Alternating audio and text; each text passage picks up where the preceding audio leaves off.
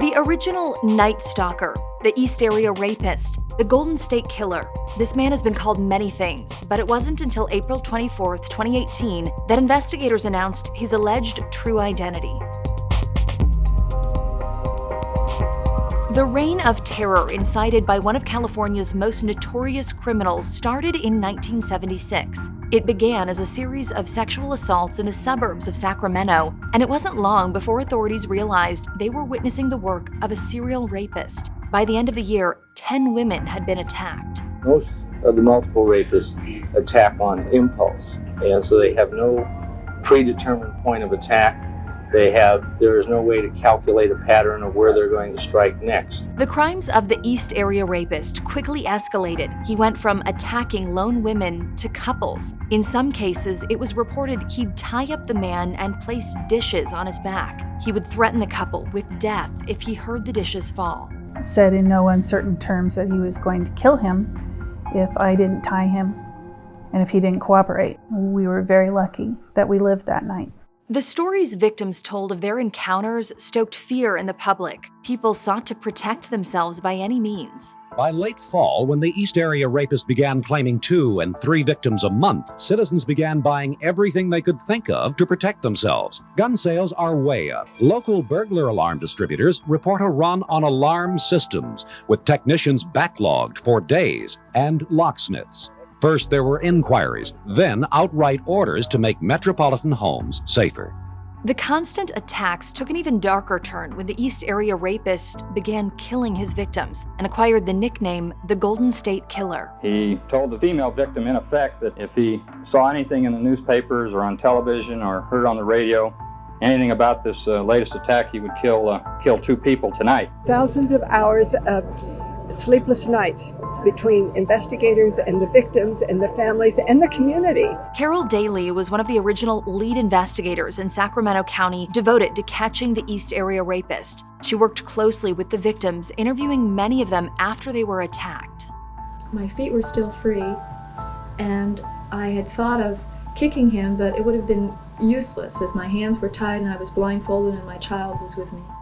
After working 27 of those cases and hearing repeatedly over and over what this man did to these women and what they went through, there wasn't a night went by that I didn't close my eyes and think about what those victims went through. I remember the heat of his breath on my neck. I remember his voice. I remember the weight of his body and his knife. I remember it all too much.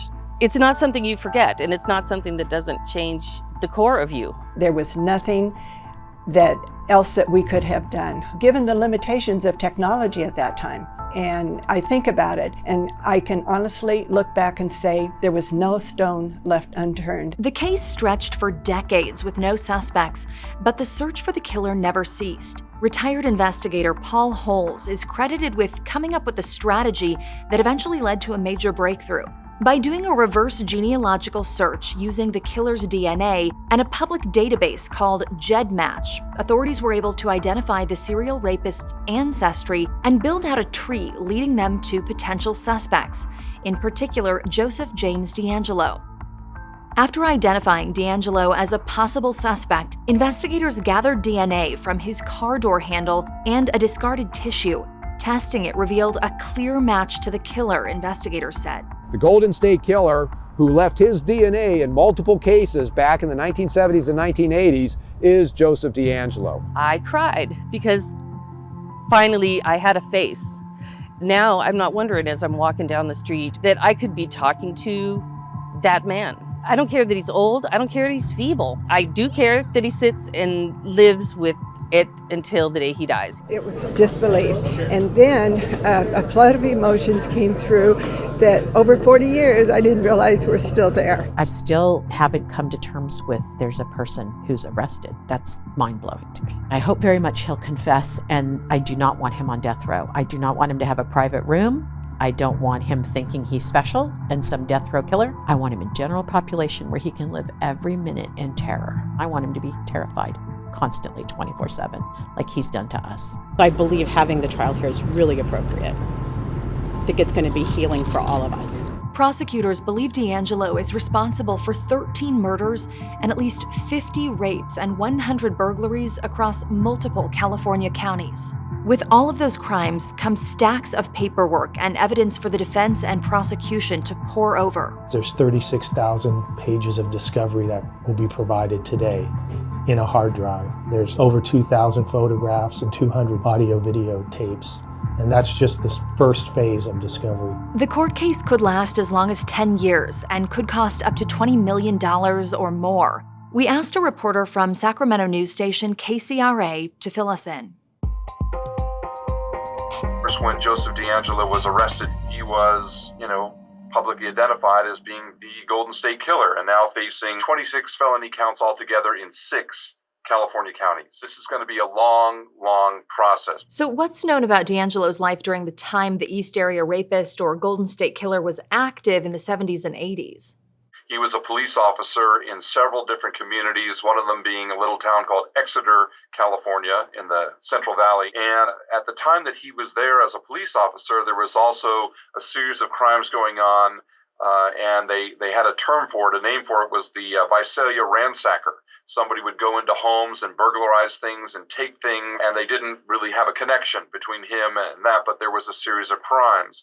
Later on, he moved to Northern California and lived in a community called Auburn. And while a member of the Auburn Police Department, other crimes started happening that were similar in nature, similar in pattern. And it was around this time that the moniker East Area Rapist came about, or Golden State Killer, and they started to get a sense of these crimes and that this was perhaps a serial type offender who was involved in these. So because of the way that the crime scenes were meticulously put together and seemingly wiped of evidence, they kind of had a hunch that maybe this guy had a background in law enforcement. And the crimes of the East Area Rapist and the Golden State Killer weren't connected or really realized to be the work of the same person until later on. Is that correct? Yeah, it wasn't really until much later, I think the 1980s, when they started to become connected, when people started putting the dots together, and some of the detectives that were working on this were noticing some similarities and patterns, and it appears to be that this chain of events was all connected to one person. This has been really the life work of Anne Marie Schubert, who's the district attorney for Sacramento County, and she has been very vigilant about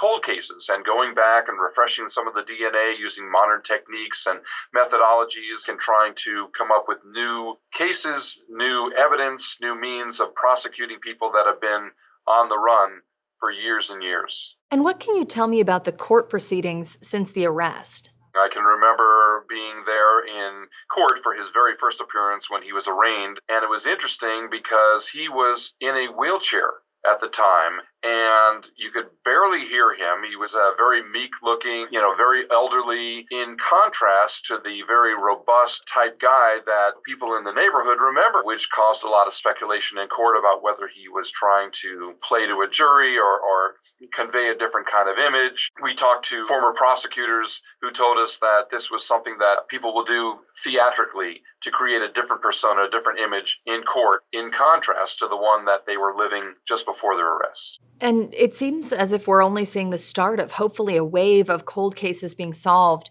So, Mike, do you have any final thoughts on all of this? I've covered a lot of court cases. You never know exactly how people are going to react. Sometimes people are shy and they just don't want to talk to the news media at all. Other times they're very vocal. In this case, without exception, people wanted to come forward. And these are memories that were triggered from 20, 25, 30 years ago. And yet they remember it as if it were yesterday. And they were absolutely determined that there had to be a sense of closure. Somebody had to pay for these horrible, horrific crimes. They were all very passionate about coming forward and wanting to see that justice was done. What do you think about this decades-long search finally coming to an end? Does it give you hope for other unsolved crimes? Let us know what you think in the comments below. I'm Alexandra Stone, and this has been your Weekly Dispatch.